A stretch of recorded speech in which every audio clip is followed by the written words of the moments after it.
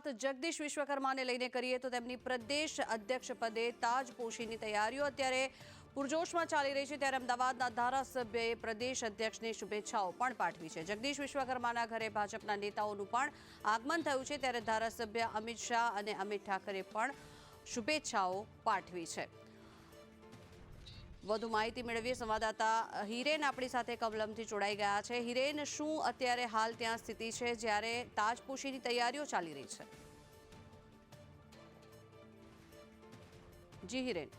પછી આ કાર્યક્રમ છે એની શરૂઆત થશે। પ્રદેશ કાર્યાલય કમલમ જે છે એ કમલમના દ્રશ્યો તમને બતાવીશું કે જ્યાં સ્ટેજ પર કાર્યક્રમ થશે, જેમાં નવનિયુક્ત પ્રદેશ પ્રમુખ જગદીશ વિશ્વકર્મા, હાલના પ્રદેશ પ્રમુખ અને કેન્દ્રીય મંત્રી સી આર પાટીલ, મુખ્યમંત્રી, સંગઠન મહામંત્રી સહિતના અધિકારીઓ છે તે હાજર રહેશે। પ્રભારી ભૂપેન્દ્ર યાદવ પણ ગુજરાત તેઓ ગઈકાલે મોડી રાત્રે જ પહોંચ્યા છે।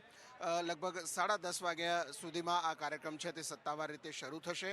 આ એકમાત્ર ઔપચારિકતા કાર્યક્રમ છે અહીંયા કે જે ચૂંટણીની જાહેરાત અને નવા પ્રમુખ તરીકે એમની જે ચાર્જ લેવાની પ્રક્રિયા છે એ અહીંયા શરૂ થશે।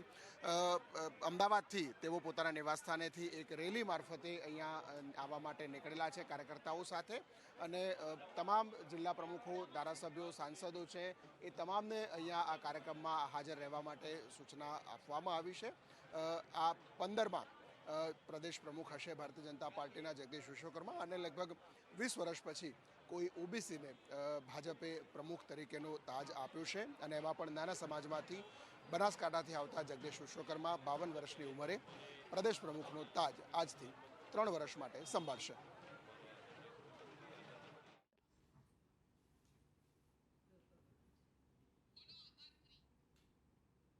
જગદીશ વિશ્વકર્માના પદે હાલ તાજપોશીની તૈયારીઓ અત્યારે ચાલી રહી છે, ત્યારે ભાટ ગામ ખાતે ખૂબ જ મોટી સંખ્યામાં કાર્યકર્તાઓ હાજર છે।